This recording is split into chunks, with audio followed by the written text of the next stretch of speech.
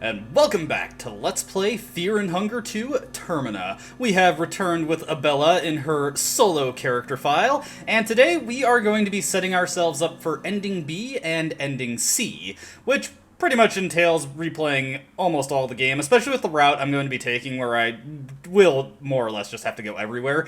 Now, my three primary goals for progressing in this video is before day 1 is over. I want to kill Osa to get the Enlightened Soul. I want to get to level 2 with Grogaroth and level 1 with Sylvian, and I'd like to make it to the bunker in order to obtain the bench grinder so that we can craft the meat grinder. Of these, I would really like to get the first 2 of those done before we get to nighttime, and getting to the end of the game before day 1 is over is mostly just a personal thing, as there is an event I want to see, and that's more or less it. Otherwise, I wouldn't really care, because I'm not going to be keeping the event anyway. We're just doing it for the effort of seeing it, because otherwise we'll not be able to with the remaining videos we have. Now, I'm in kind of an interesting position for Abella's stuff here. I'm pretty good on equipment, but I do not have the skin Bibles I need. In fact, of the skin Bibles I do have, just Rare and Almer, neither of them are the ones that I want. So I also don't have Alchemilla Volume 2, which means I don't have access to Murky Vials, which is by far the easiest way to kill Osa. Osa is a bit hardier than other contestants, so the strategy I used on Karin that will also work on most other contestants will not work on him, so I'll need a bit more firepower to take him out, and it's definitely advisable that you do, because Osa can take off limbs. Also, I do not have any limb protection. Not critical, but I would like to get some before that is over. Now, this video is going to be heavily abridged just because we've already seen so much of the game, so mostly I'm just going to be cutting back in when I kill a contestant, and we'll be giving status updates on my progress towards my goals. So with that underway, let's get to work on actually getting ready for Ending B and Ending C. Alright, cutting back here at the confessional, because conveniently I did in fact get Alchemilla Volume 2 in the bookstore, in addition to Venushka's Bible and Grogaroth's Bible, so I can start working on my Grogaroth affinity and get to the bunker very easily. Incidentally, here we are at Osa, just experiencing his prank again. It was a joke. He make a joke. So let's just skip through that. Haha, good one. But you know what, actually, Osa, I'm super offended that you would do that to me. I mean, I take my worship of Almer very seriously, and you impersonating a father, I'm sorry, I just can't let that go. I didn't realize it was this big of an insult. And yes, we are in a fight with Osa. Osa is actually a lot tougher than other contestants. His limbs have about double the HP, and he has around 750 torso HP or so, so not exactly wise to take him on without a means to take him out in the first turn, like hucking a Murky Vial into his face. Do keep in mind that there does seem to be a chance for the Murky Vial to miss the head, so that's not guaranteed, but I legitimately got the Alchemilla Volume 2 just like 5 minutes after starting, so it wouldn't have been a big deal if I missed and that fight just suddenly went pear-shaped. So that's that. So we've got the first major thing I wanted to get, the Enlightened Soul, and the main reason I want that is for La Danse Macabre and what is it, Spice Forge, and we won't get a opportunity to go over Spice Forge in the Marco playthrough. We will definitely be seeing it in the Masochism run, so this will be a good opportunity to demo it and show it off. Alright, I'll cut back when the next thing of note happens. Alright, so here we are at the restaurant Billy Vu, and I probably totally butchered the pronunciation there, but we have Levi here, and we're not just going to give him a chance to collect himself. I'm sorry, Levi, but I support a drug-free lifestyle, and I just cannot deal with this. You're going to have to perish for your transgressions. So, much like Karin, Levi is not terribly difficult. We can just use the pipe wrench, re-equip, then boost the pipe wrench, hit his torso, that'll take him out. And even if it fails to, he does not deal. Okay, yeah, that was more than enough. He is, that rifle actually deals surprisingly little damage, so it's not anything we have to concern ourselves with. So we get a nice stock of ammo there. Now, we're actually not going to cut to the next point of interest at this moment, because there is something to show off. So, as you saw in the last video, I actually entered Prehevel through the sewers, so the city gate is not open, and it should be padlocked, right? Right? Well, as a matter of fact, you can just simply go down the stairs and leave out the front gate, and the gate is no longer padlocked anymore. So, yes, you do not have to concern yourself with, what is it? actually unlocking or otherwise breaking that gate. Once you are on the other side of it, you can freely open it from the other side, even though it doesn't really make much sense because it's padlocked, but whatever, it works for us. With that addressed, I actually, as I mentioned, got the skin Bible of Venushka, so I'm going to make my way towards the bunker in Deepwood so we can pick up the free bench grinder. I also made sure to, whoops.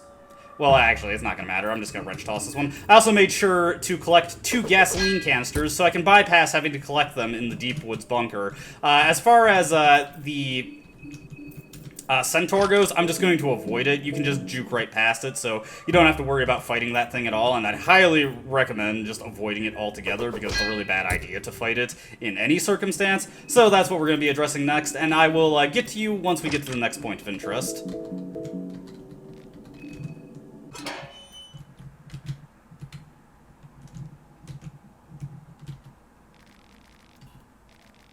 Alright, so here we are at the bunker, and since we're playing as Abella, when we pick up this coded letter 2, if I can just find it in my documents, we can actually read it now.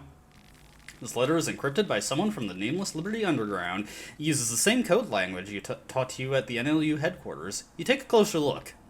Eastern Union abandoned the compound like expected. They detonated explosives to cave in the railway tracks to the compound, but Berman and Kaiser will find their way inside.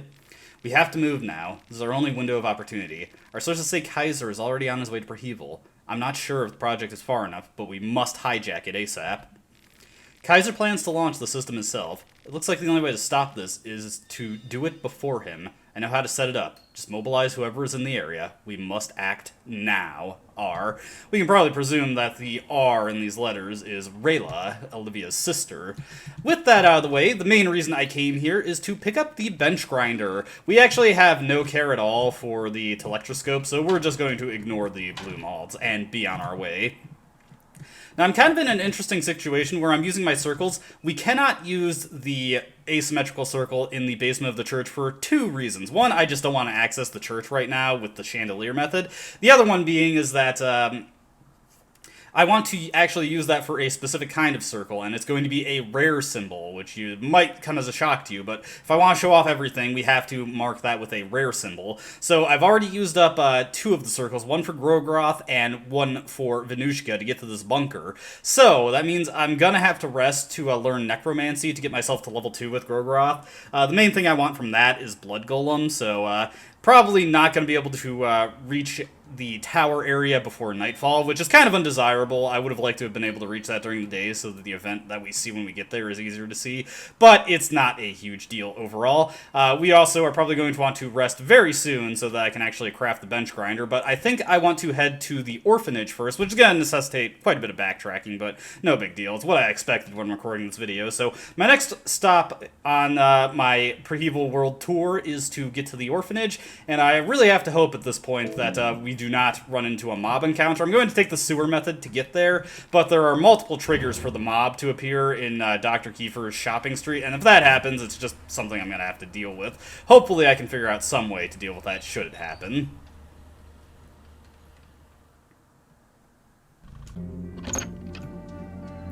Alright, here we are back in the orphanage, and I'd just like to quickly cut in here to show that you can plug this pederast with 10 pellets from your rifle, and that will take him out. You do not have to engage in a legitimate fight with this guy.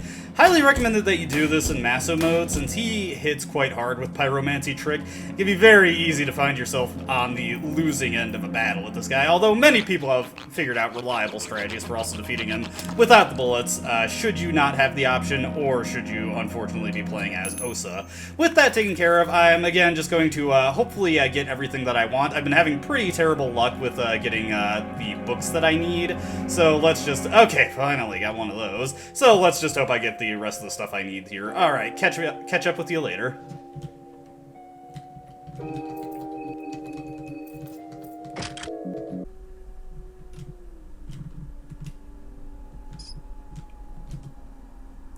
Alright everyone, so here I am in the caverns with Moonless, and disaster has absolutely struck in this run. This is a good indication of how things in Fear and Hunger can go wrong in a matter of a few seconds. First of all, I did not get the Sylvian Bible from any of the bookshelves in the school, which is where the bulk of the remaining bookshelves in the game were. So I'm kind of in a bad situation where there's very possible I'm not going to be able to find Sylvian's Bible before I really want to have it.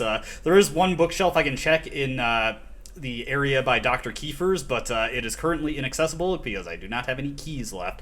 But you've probably noticed the more pressing issue is that I have lost an arm. I have been having pretty terrible luck with items, did not get any limb protection, and like an idiot, I let myself get cornered by a Rontiel, and it hit me and took off one of my arms. So I can't use guns, and I cannot use the meat grinder that I want to craft, and because I don't have Sylvian's Bible, I cannot restore that arm at the moment. So we're in a pretty bad situation right now, but the game is still winnable. It's just going to be a bit more tedious and annoying, and it's going to be a while before I can show off what I actually wanted to show off. So to that end, I'm going to be changing up the route I've been taking a little bit. I'm going to show you how to defeat Moonless without any skills.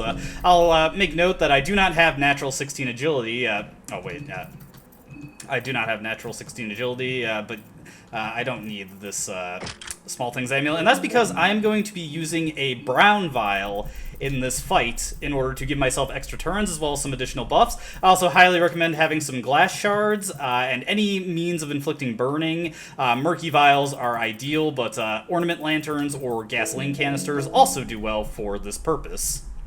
And I'm really hoping that doing this does not prevent me from doing the scene with August later, so hopefully that does not happen, but we'll see how this all plays out. This is kind of not going the way I was expecting it, so I may end up having to do parts of this recording, but it's not a huge deal. So for the Moonless fight, we're just going to guard on the first 2 turns, and when Moonless closes in, we're going to use the brown vials so that once it closes in even further, we're going to have an extra turn to just do whatever we want. Let me see, where is the brown vial? Bit of a mess of the inventory here. Just throw that up real quick. It'll give us evasion and extra strength. To start, I also want to just guarantee that we're going to be dodging most of what Moonless can do to us. So we want to glass shard her eyes. Moonless is extremely susceptible to glass shards. It almost always works on her. So now that we've gotten that taken care of, we're just going to now start chucking murky vials. Ideally get burning to stick on her torso. That'll take her out a lot faster. Piercing Howl, one of the less threatening things she can do. Especially, let me see here. Yes, torso is burning. Next, we want to take out Black Steel, then equip that on the next turn so we have stronger attacks, and then focus on working Miasma, since Moonless, or the Miasma, does a poison type attack that is a guaranteed hit. So we want to make sure we take that out right away, or as soon as we can manage. There we go, nice. And now we can just focus on working Moonless's torso. As I said when we fought her in part 5, Moonless is extremely easy when you know how to take her on. I haven't even given myself any skills here, so we're able to just take her out no problem. And yeah, this fight is essentially on autopilot at this point. I should be able to take her out in just a couple more swings. We'll just rev up this one. And hopefully the burning this turn will finish her off. Should be pretty close to her break value for her torso. Yep, there we go. And once again, August will come and interrupt the fight. Now, I'm really hoping this does not interrupt the scene with August in Western Primeval, where he attacks the half-cocooned, because that is our only opportunity to kill him before day 3, so it would really stink if this overwrote that. And if it does, it means I'm going to have to redo huge chunks of this video, but that is okay. I can still use this raw recording and show off what I want to show off. Now, we're not actually going to bother with the telectroscope, and there's not anything that I care about in there, and suddenly Abella has 2 arms for the purpose of climbing this rope, absolutely. And now she's back to 1 arm again. But by defeating Moonless and going into Tunnel 4 and coming into here, let's just squeeze inside real quick. We can now access the crypt elevator. And, I had read that this is the means for getting into the church, but it looks like we have not yet hit the trigger point for doing so. So unfortunately, I can't get in there yet. I'm not exactly sure what the exact trigger is. Oh, never mind. Just a bug, it seems. Okay, so yes, now we can get into the church. That was weird. But yeah, so we can get into the church. Now we're on the opposite side of all the gates, and we can open them up with no problem. So just pull this up and throw that open. Draw our fear and hunger symbol. And now that we have gotten into the church without dropping the chandelier, there's a couple things we can do that would normally not be available to us. First off, there's a couple of cells that we could not check if the chandelier crashed through over this way. Well, a cell that we couldn't check. So inside this cell over here, we find a rusty key. Let me see, do I have a spare small key for this door here? No. And that rusty key connects to what we're about to do next. Actually, let me just go grab the martyr effigy real quick and kill this guy. But yes, we can get into the church without dropping the chandelier. If I had not killed Osa at this point, I definitely would go to do the confession now so that I could kill him. But we're just quickly making a point to grab everything here. Always make sure to grab the church keys just in case you end up needing them. I most likely won't, but I would like to have them just in the event. And plus it lets me get through all those gates here, so let's grab that. And just stock up on stuff here, light some candles, you know, give ourselves a nice passive boost of sanity here. So this run is already kind of restabilizing. Hopefully we won't have any more serious issues going forward. Let's see, here comes the Crimson Father. Just going to juke around this guy. Would rather not fight him as a solo character, and truth be told, I'd rather not fight them in general, because they can be really nasty. It is entirely possible to have Abella crit herself with Black Steel and kill herself immediately, which of course would just be insult to injury with the problems I've been having with this run so far. Alright, booby trap. Man, I really could use some limb protection here, game. Why aren't you giving me that? Now, I mentioned that the symbol that we want to draw on the asymmetrical circle in the church is the symbol of rare. Why do we want to do that, even though rare is generally a pretty useless symbol to draw? Well, it allows us to get a unique item that allows us to fight a bonus boss, so let's just draw his sigil here. And our affinity with rare increases, we can access the rare dimension, and yes, the church does indeed have 2 rare dimensions. This one has stuff that's a little less interesting here. Let's just use these church keys to pop this lock open. Good thing I grabbed those. And what's this? There's a person, or being, buried under the chains. Chains have some kind of sigils etched all over them. Oh, let's give them a free. This rusty key goes for this chain, and that was strange. Definitely not a person. Not sure what that could have affected. Questions on top of questions. Well, I'm sure it's nothing important. Anyway, now that all that's been taken care of, we can actually take our first rest for the game and actually save. Also, because I drew the 2 fear and hunger symbols, I stopped back at the Preheval Bop in order to draw a symbol there, and we're going to equip our Small Things Amulet. We can also get an agility boost, so, you know, that'll be pretty good. We'll just pop by the Mayor's Mansion, since that's the closest. Meet you there. Alright, so here we are at the Mayor's Manor, and we have 15 soul stones to work with, if I can just scroll down here. Yep, so we should be able to accomplish quite a bit there. The main things I'm going to want are the rest of Abella's skill tree, even though we can't use the meat grinder at this moment, we'll be able to use it eventually. I want to get all spells that I can learn. I want to get La Danse Macabre, and I also want to get Spice Forge, of course. We went through the effort of getting that, and then just anything left over. We'll see how many soul stones I have after I get all that. Karin's souls are definitely, or skills are by far the lowest priority, so if I don't have enough stones for that, I definitely won't bother. Now, I need to give a preemptive content warning here. There is a high probability we're about to witness a scene of attempted sexual assault by using this bed here, so if you do not want to see that in any capacity, I would recommend going to the next timestamp, which I will specifically make one after the scene in question is over. I'm not sure if this scene is guaranteed, but it does have a chance of happening should you use the mayor's bed here, so let's see what happens. There we go. Well, hello, Caligura. Oh, jeez. Grody. And he's, getting a little too frisky. Turn around, bitch. I got use for you. Fuck! Ugh, just slow the fuck down! And there is Caligura with his willy exposed. Get ready to die, you fucking piece of shit. I don't have the, target his penis. I don't have the wrench equipped, so we can't do the standard method of killing him there, but that's not a big deal anyway, as we easily take his decrepit soul. What a creep. So let's just take all his stuff, and you do not deserve to have your head. So yes, if you try to sleep here alone as Abella, Caligura will attempt to get a little too friendly with you. Huh, I didn't know you could interact with that window. So yeah, we can't use that bed anymore. I just wanted to show that scene off. I think I'll just return to the train in order to use the bed there. So hold on just a second. Alright, so here we are back at the train, and we're able to rest safely here. So let's do that for real and actually go through all the skills that we want to learn. So, gotta prioritize here. If I have any leftover soul stones, I'll absolutely pick up Karin's skills, but we're making good progress there. But it's not a huge priority. Seems that you're very much acquainted with your fellow contestants already. Very delightful to see such progress already. Thank you, Perkeel. Keep up the pace. The festival won't last forever. And we'll just do the rest of the dialogue there. Okay, and now let's use the Hexen. So yeah, we're gonna pick up Abella's skills here.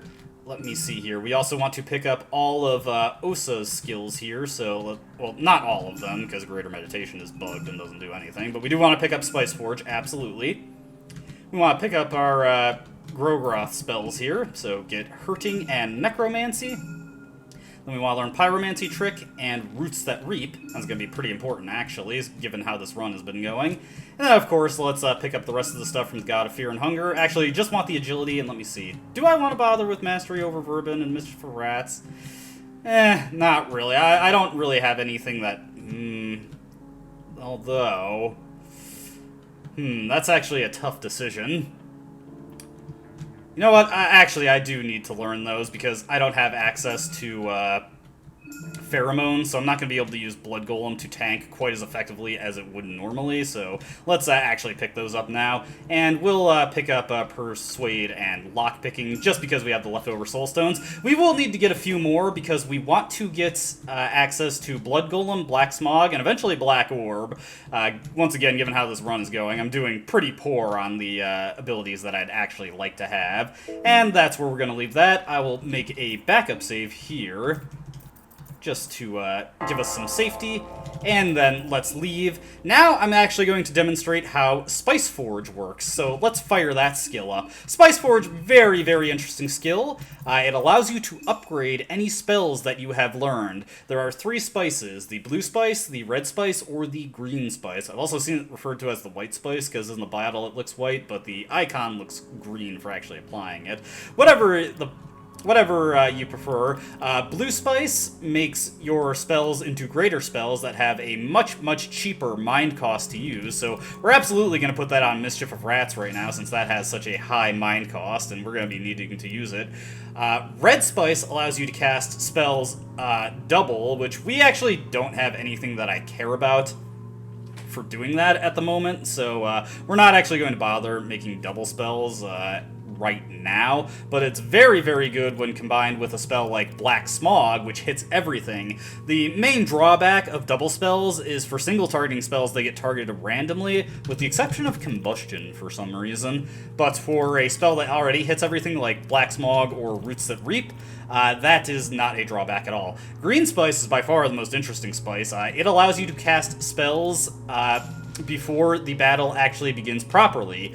It turns a spell into a first spell, and if the spell has a rev point cost, being a first spell bypasses that rev cost. However, there are a lot of bugs associated with this. Also, I just want to, before I forget, it does not bypass the mind cost of a spell if it has one. There are a lot of bugs with how the spell functions. The way it works is that it creates a turn at the start of the battle that just runs a script where the spell goes off. But the problem with that is that certain enemies have end-of-turn battle effects that, for whatever reason, still go off during this turn that's meant to just be for the first spell. And this can be a disaster in a number of situations, so be very, very mindful of that when that happens. We want to use Roots That Reap, just because it'll allow me to win any fight that I get into essentially immediately, because it's a multi-targeting skill that hits the entire body, so it should kill everything that we run into, but we'll test it out on something in the Old Town just to see how it works out. Hey, Tanaka's back. You're not dead. How nice. So let's go around testing Roots That Reap, and I'm going to start working towards my other goals, namely getting Necromancy to, or using Necromancy to create a ghoul, and getting Grogroth to the next level so we can learn some more spells from him. So let's go. Found the perfect enemy to test our new spell repertoire on. Now, Roots That Reap more or less does just 4 times your magic stat and damage, but that's more than enough to take out the head of the woodsman. Yeesh, I'm barely gonna get a chance to censor his willy there.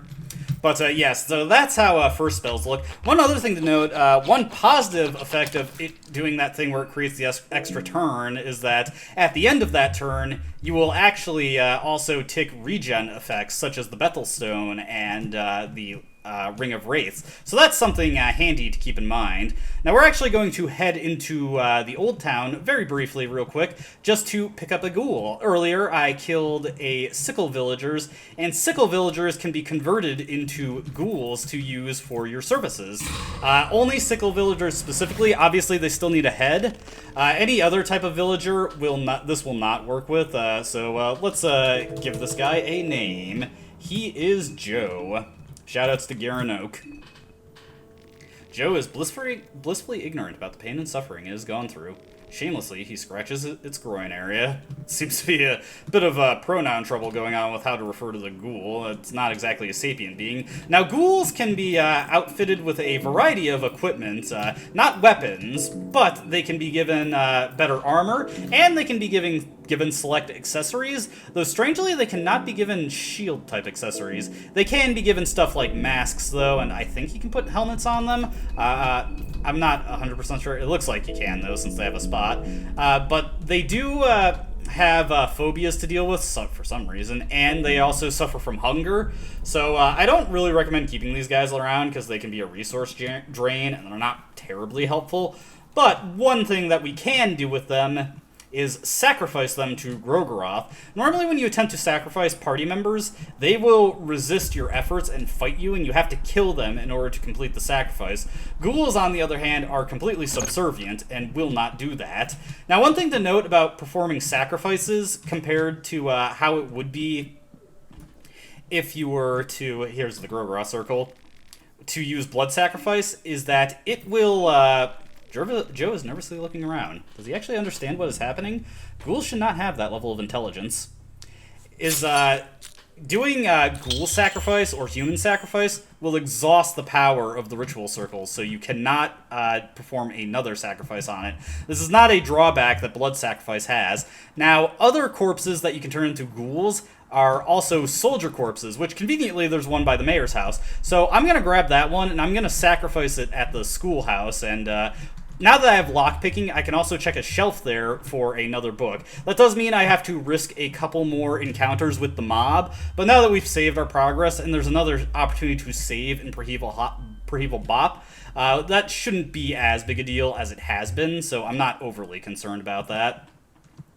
But one problem we're going to have going forward is that our magic is going to be fairly weak. I don't have a reliable way to kill death masks at the moment, and obviously we can't really beat them in a straight fight either, and I don't have any limb protection, so we have to be very, very careful about how I approach that. Vile is still alive, so I have to be mindful of him, but I'm not overly concerned about that. With all that addressed, I am going to take care of that stuff off screen, and I will see you at the next point of interest. Alright, so here we are at Pocket Cat, and I just realized, I was having trouble with getting the Sylvian's Bible. I can just use Pocket Cat service. We have spare contestant heads in this run, so I can just get the chapter of Sylvian from him. Having a bit of a few issues. I had to stop the recording, actually look something up, because I was confused about August's appearance. We actually cannot kill him until day 2, so need to keep that in mind when looking out for him. I need to also stop and get another ghoul, but once I have that ghoul, I'm probably just going to focus on getting the remaining effigy and then start making progress towards getting into the rest of the game by the tower area, so I'll just cut back when I'm ready for that. Okay, after a very large number of setbacks, I have actually managed to get us to a point where I can get the skills that we want to learn, and we can essentially move on with the rest of the game, and actually start on our absolute warpath in an effort to take out everybody in the game. I have performed another ghoul sacrifice, so now we have maxed out our affinity with Grogroth and can learn all his skills. So let's take care of that. We've seen a couple of these, namely Black Orb from Osa, and Black Smog has also come up, but one we have not yet seen, because I have not had an opportunity to really throw it out, is Blood Golem, and unfortunately that's the extent of what we can get with the Soul Stones that I have, but once we get past the... let me just create a backup save here. Past the fight with Rancid, we'll have free access to a Hexen, and we'll essentially never have to sleep for the rest of the game beyond when we want to. And we do actually want to, one more time, just in the interest of advancing time so that we can get the rest of the people that we want to kill available to, well, be killed. Now, I'm going to be returning to the church area, but we're also going to want to make a stop at the bookstore real quick, so let's just jump ahead. Alright, so here we are at the bookstore, and as you recall, Marina takes up residence here. We are unfortunately here to evict her. I'm sorry, Marina. We really cannot play nice anymore, so... Hey, what do you think you're doing? So, Marina is not too difficult. She's kind of interesting, though, and she casts Flesh Puppetry, which attacks multiple times, but we're not overly concerned with her. There's the aspect of first spells where I got a rev point to start, and if I had any regenerative effects in play, I would have also had those regen effects tick. We're just going to use Black Smog to take Marina out. Note that the head, by default, has a 40% chance to evade attacks, so there is a slight chance that we will miss there, but it's not overly concerning. It would definitely do enough damage to take out her legs, and then we could just headshot her on the extra turn. Marina does not have anything too terribly threatening. One thing that I want to note here is that if Marina is at the bookstore and Needles is still alive, like he is in this current playthrough, Marina will be killed by Needles, so be very, very mindful of that, and be sure to pick her up on day 1 night if Needles is still prowling the city. Obviously it was not a concern in the main playthrough where we killed him in Tunnel 7, but in a playthrough like this where we skip Tunnel 7, we generally want to avoid Needles, until we have a means to kill him very quickly. It's a good idea to just avoid letting Marina get killed by him, because naturally she's much more useful to you alive. Not so in this playthrough, though. Alright, let's get to the church. Alright, so here we are in the Altar of the One God, which of course means we're going to be attacked by Rancid the Circle this time. Now, one thing to note is that I do not have any limb protection at my disposal. Additionally, I did not have any spare Soul Stones to get pheromones, so we do have to be a little bit careful with how we approach this fight. I do have my Blood Golem coming out right at the first turn to give me extra rev point to work with. What we're absolutely going to want to do is we need to use Mischief of Rats to stun him, and, Greater Mischief of Rats. One annoying thing about the Spice Forge spells is that they actually are separate listings from your standard spell listing, so it's very easy to use the wrong spells in those situations. But there we go, we got the stun to stick on both of his arms, and now we just want to take out his right arm first. One thing that I was very unlucky with in this playthrough, I actually do not have any saw blades, so I do not have the meat grinder at my disposal at this moment. Not that it's a huge deal. Should I think we've done enough damage to disarm him, so the fight ends as soon as he's disarmed. Yeah, there we go. So I wasn't going to let myself get overly concerned about that. Oh, come on, are you kidding me? Okay, oof. Rancid, when he does spear swings, he does have a chance of disarming you there. I could have sworn in the previous video when we chopped the arm off, the fight immediately ended there. So I did run a risk of losing an arm there, because I've been very unlucky and have not gotten any limb protection in this playthrough, which is not going to be an issue once we get to the museum, but still very, very obnoxious. So that's just the general strategy. I really should have used Greater Mischief of Rats a second time, but I wasn't keeping a good track of the amount of damage I actually did. Like I said, his arms only have 1400 HP, So it's pretty easy to take them out. Now that we're at the Tower District and it's day 1, there is a scene that we can witness. Now, I'm actually going to head to Donovan's house first, just to save and make a backup so we can watch that scene and then reload, because we do not actually want to see it for what we're planning to do here.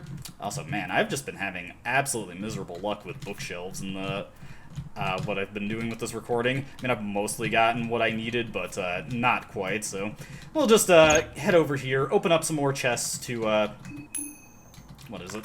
See if we can fish for some limb protection. But now that we have access to the museum, it is actually no problem at all that we don't have limb protection, because we now have guaranteed access to it. So, once again, just want to loot the place, and let's get the remainder of our skills while I'm thinking of it. There are a couple more that I'd like to learn, namely off of Henryk's soul, but obviously we still have to get that soul first. So first order of business, we want to learn pheromones so we can make our blood golem a reliable tank for us, and we just want to get engrave, and actually it's very lucky that that is the first skill on the tree, because that means that'll have enough, that leaves me with enough soul stones to get Master Chef. Now, let's just engrave ourselves real quick with the symbol of fear and hunger. Give us ourselves that agility boost. I'm also going to want to make sure I keep the small things amulet equipped, because we are going to be crafting the fluted armor to serve as our limb protection. And of course, with the fluted armor, you lose 5 agility, so we want to make sure we're able to overcome that agility penalty, and that's going to be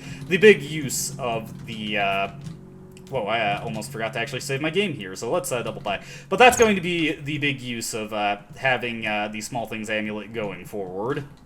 Alright, so let's just draw the Fear and Hunger symbol and make that save that I want to make. It would have actually been kind of annoying if I didn't do that, because it would require doing things in a very silly order in order to get the kills that I needed. Okay, but let's do that. Statue will crack. Now let's head to the tower. This is a scene that will play at any time during day 1 if you make it to the tower. Ideally, we would have made this during the day, so it's a bit easier to see what's going on. But, well, the way the run was turning out, it just did not line up that I was going to be able to beat Rancid the Circle with default equipment, so just kind of had to take this as it came.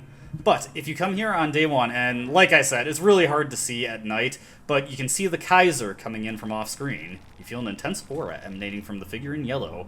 You are petrified in fear and awe as this person lays its eyes on you.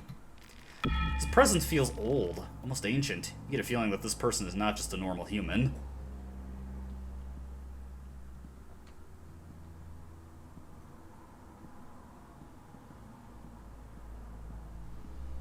Kaiser! Do you even know why this bullet has your name written on it? You're one of my officials. Pavel Yudin. You were recruited from Voronya during the First Great War. That must mean I'm responsible for demolishing the village you were born in, and your family and relatives. I sincerely hope this is not an act of vengeance. That would mean you wasted all your life in spite, waiting for this opportunity. It's not wasted if I get my revenge here. Hell, I'd do this even if it just meant that no one else has to go through the same.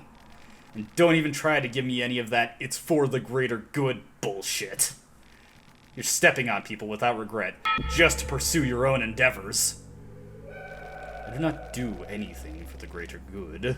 The greater scheme of things is a trap humanity has fallen for far too many times. What I've done is a necessary step for the mankind. I said I don't want that bullshit!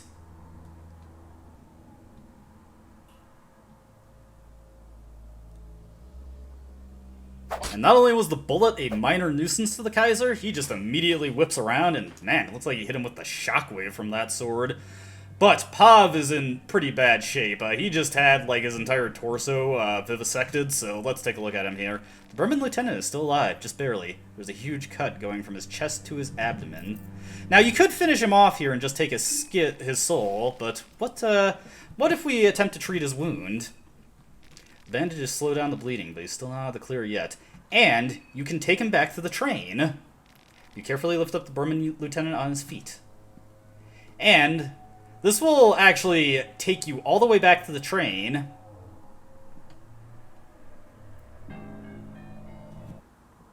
And Pav is here. He seems to be in more stable condition now. Now, if you want to save Pav's life, there are two ways to save Pav's life. Either beating the game before you pass a certain event on day 2 morning, or rescuing from the Kaiser here. Otherwise, he has the potential to kill a couple contestants on his own, and he'll eventually just be killed by the Kaiser anyway, as we saw in the previous video. We don't want to do that, though. We actually want to see the event that happens if Pav does not get wounded by the Kaiser. Should Pav be wounded by the Kaiser, the event that we want to see involving him will not occur.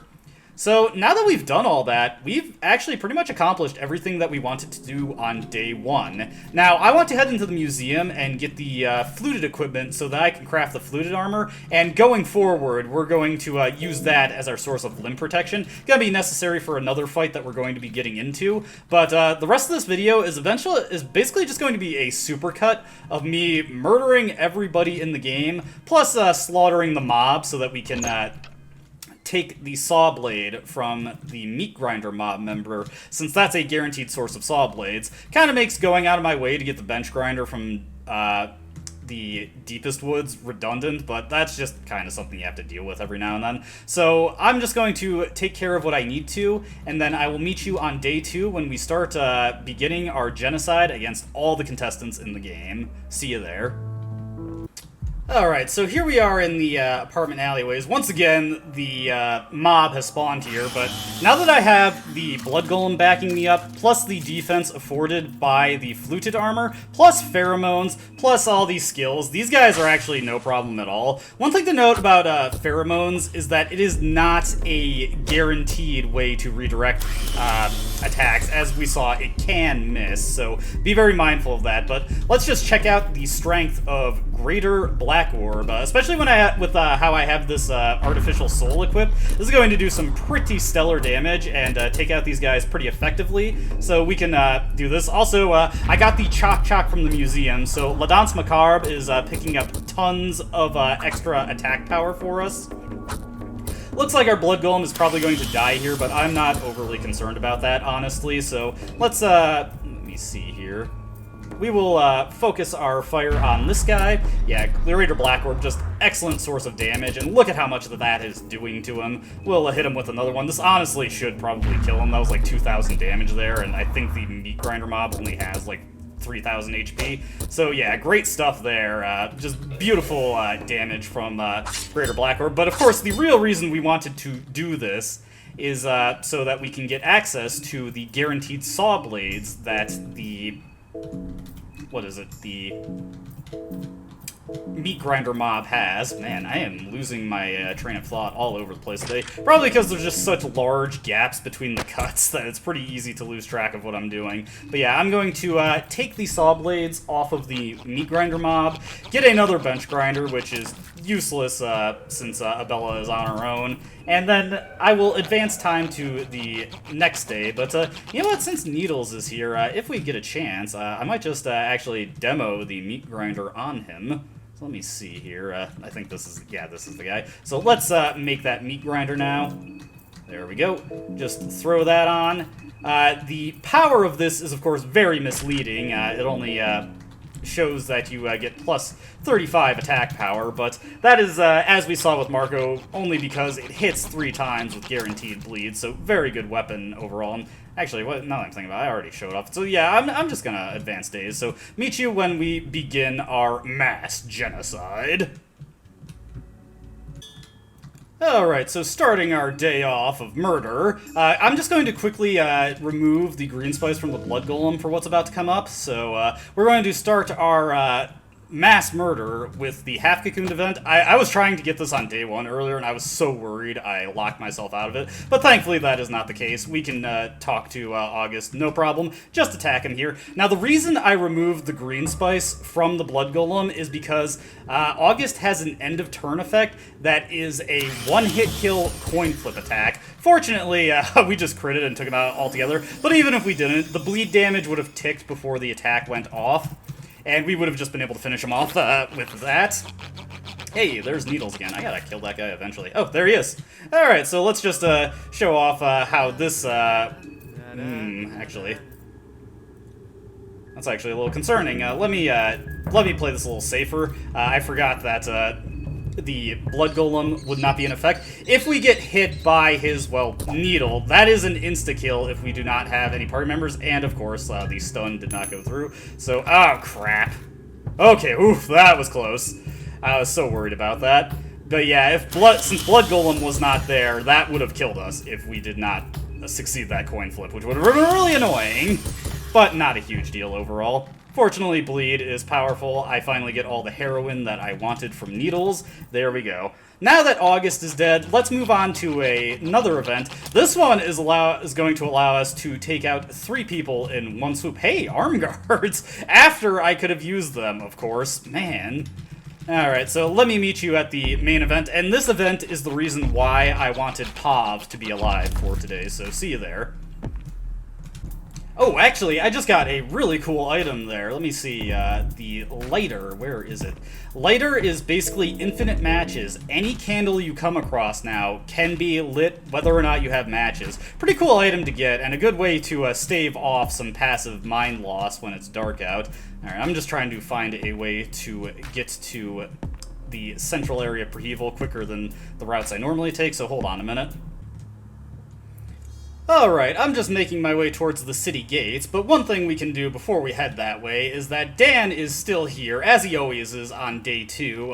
One thing to note about Daan is that if you do not interact with him at this point, he will actually disappear from the game and become Moonscorched. Not that that really matters too much, but I just thought it would be interesting to keep track of. We also could have killed him on the previous day, but it's not super critical, so let's just attack him now. Let's slice and dice. No?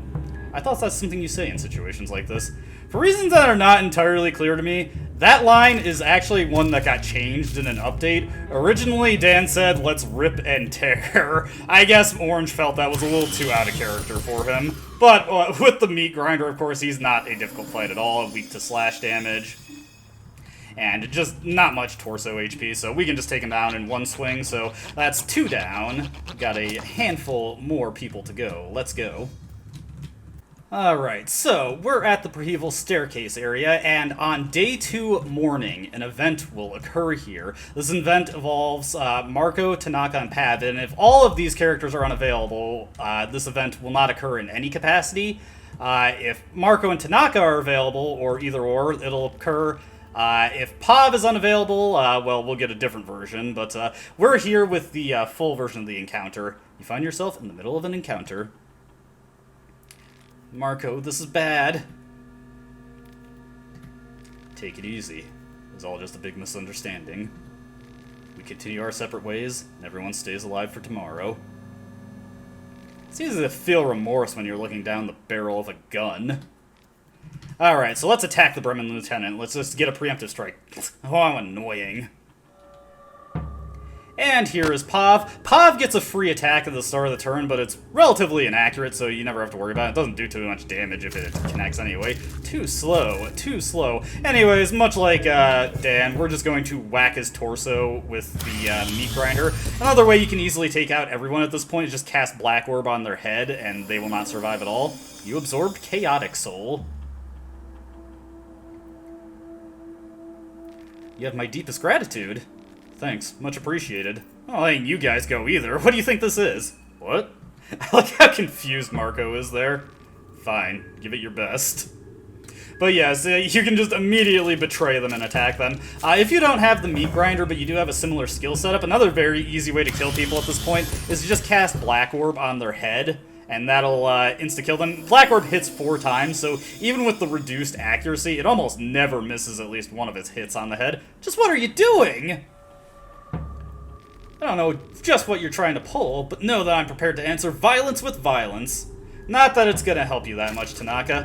One thing to note about Tanaka is that if he survives past this encounter, he actually begins training with Marco, and he gradually becomes stronger, to the point where day 3 he's like twice as strong as he is on the first day, and twice as strong as any other contestant. So, now we've committed a whole massive murder, got 3 contestant heads here, but you may notice something different. That wheelchair that Marco picked up has been dropped.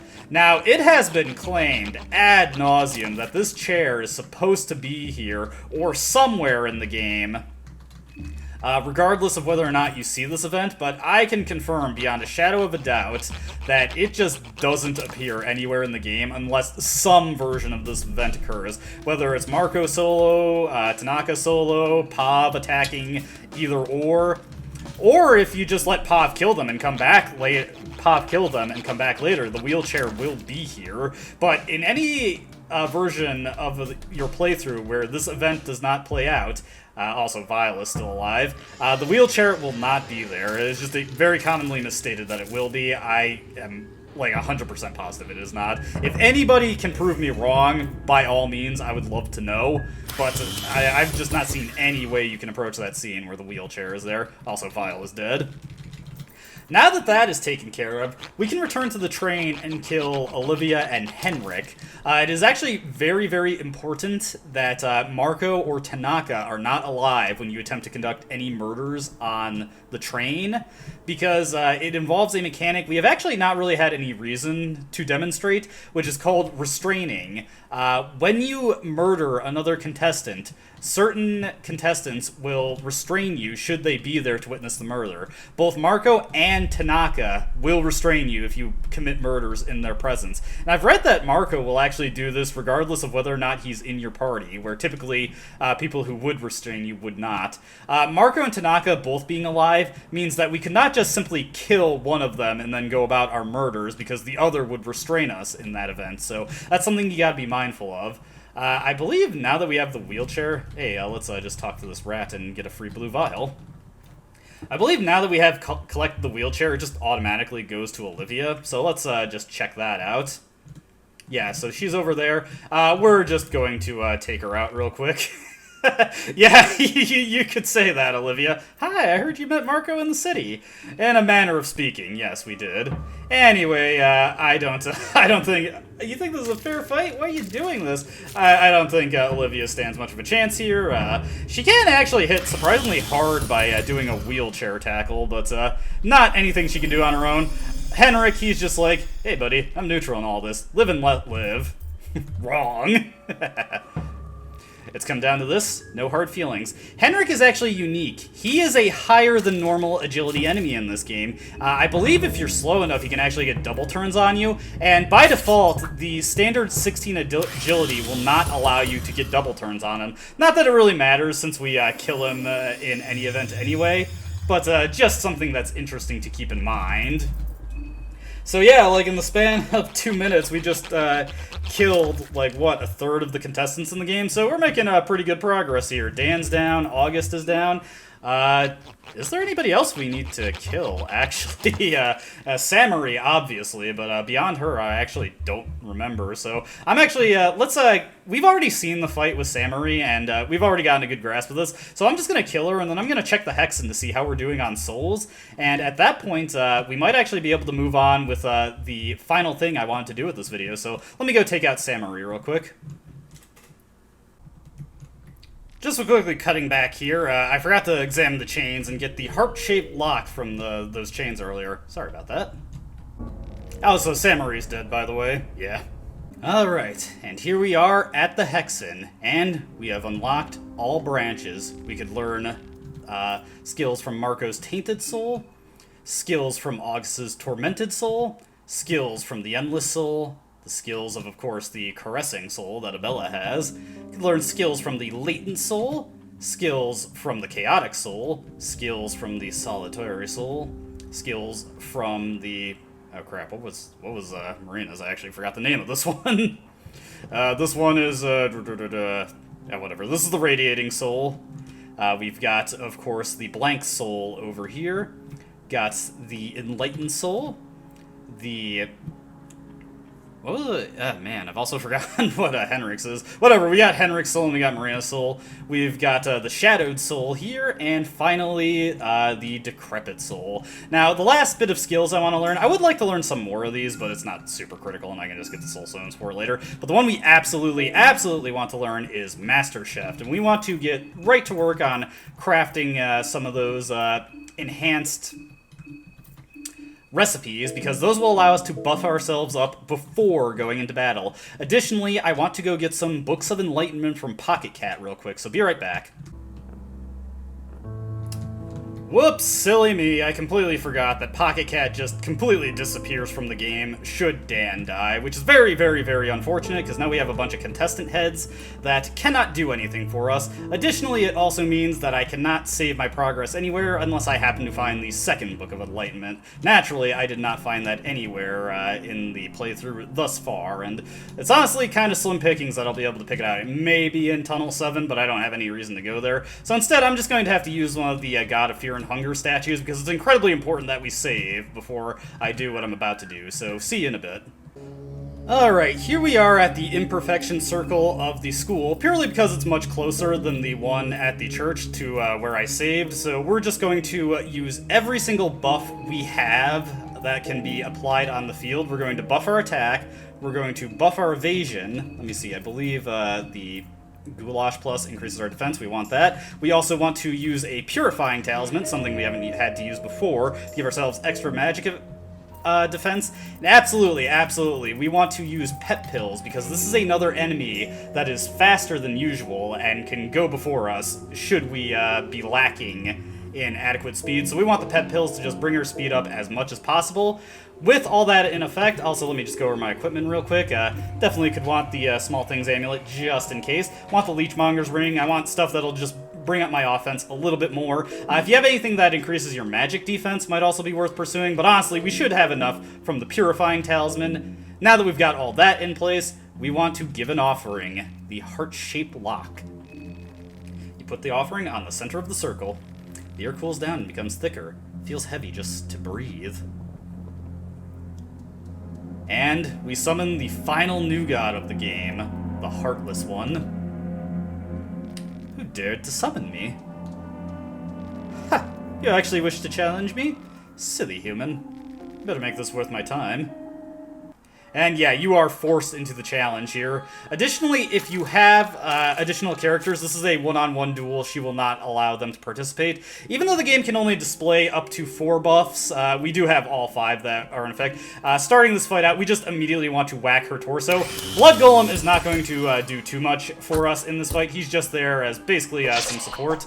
Okay, good. The evasion took place there. She's going to hit us with Pillar of Light, which deals a ton of damage and also inflicts a unique status on us that lowers our accuracy, but it's not too big a deal. After her turn finishes, she's going to do that to us and just call up a bunch of additional attacks, and look at all this damage that we're taking. Blood Rose is slowing our movements, but she is bleeding, and now we can essentially just wait her out. Let me use a light blue vial here to heal. If she decides to focus her assault on the Blood Golem, he'll die in pretty short order, but I don't mind if he takes some damage for us. We want to start guarding to reduce the damage she does heavily. One thing to note is that that final attack that hits us slows our speed down, but the inherent advantage that we have from Pet Pills kind of counteracts that, so we don't have to worry too much about that. Blood Golem, he's just going to get himself absolutely destroyed, but that is okay. He served his purpose. Now we have 2 or 3 rev points, so we can whack her twice, and she's already pretty close to done with all the torso damage she's taken from bleed. But as you can see, she persists even after her body breaks. But we just hit her another time, and that finishes her off. Very simple fight once you know how to handle it. She is, of course, very nasty to fight if you do not have all of the pieces you need. Condensed Hemlock is also good there. Any form of DOT, really, although I'm not sure if she's susceptible to burn. The Heartless One vanishes before you. Only faint traces of her presence still linger in the air. You obtain the Darkness and the Red Virtue. The Darkness and the Red Virtue are 2 of the ultimate pieces of equipment in the game, although honestly, the stuff that we have right now is kind of just better than it. Red Virtue gives you plus 50 attack power, but it also hits twice, and it does otherworldly damage. It's ever so slightly weaker than Black Steel in terms of attack power, but because it hits twice, it is by far the strongest one-handed weapon in the game, and because it deals that composited slash otherworldly damage, it's pretty effective against a lot of things in the game, so pretty good weapon. I'm not sure if it's worth the effort of killing the Heartless One to get it, since if you can beat her, you're probably more than knowledgeable enough about this game to defeat everything else. The Darkness does give us some pretty substantial stat boosts to everything, and it doesn't have the agility penalty that the fluted armor has, but it does not give us limb protection either, so I'd rather stick with the fluted armor. both of this is kind of irrelevant. Due to the fact that I wasn't able to get any Book of Enlightenments, I'm just going to end the video here and scrap this file. We've done everything that we've wanted to. Now that we have killed everyone by the morning of day 2, we are poised to finish the game with ending B and ending C. And that's what's going to be happening in the next video, where we reconvene with both Marco and Abella.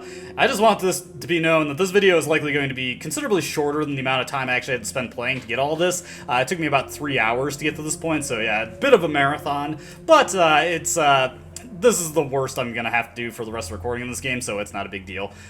One contestant that I do specifically want to draw attention to, if you are trying to rat out kills, is Caligura. We were able to kill Caligura because of Abella's unique scene with him, but Caligura is a bit problematic in that he appears very sporadically in the game. If you're not Abella and you're not a Marco, the other ways you can see him is either he has an event with Levi on day 2 or an event with Henryk on day 2. Those are the only 2 times, aside from the sleeping events, where you can encounter Caligura and kill him.